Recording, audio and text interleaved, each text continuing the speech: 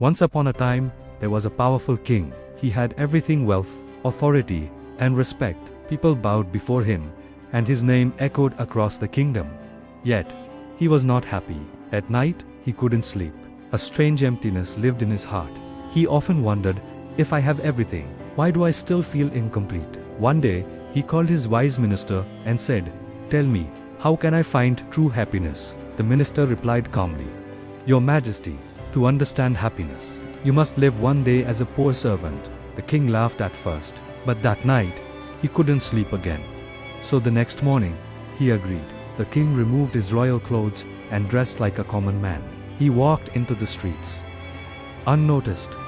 For the first time, no one recognized him. After some time, he felt thirsty. He asked the shopkeeper for water, but instead of kindness, he was pushed away. "Go away," the man shouted.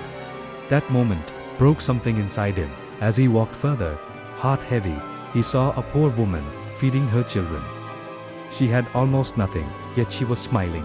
The king asked her softly, "You don't even have enough to eat. Why are you still smiling?" The woman replied gently, "Because gratitude brings peace to the heart, not wealth."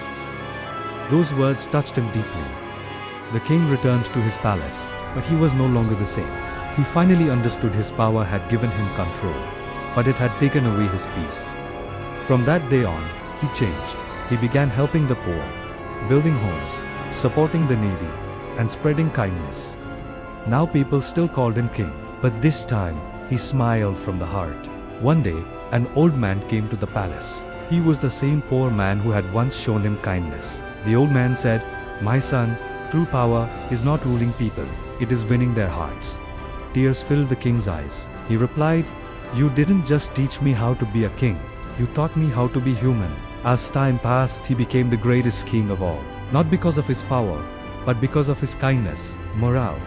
A true king is not the one who rules with power, but the one who lives with humanity and heart.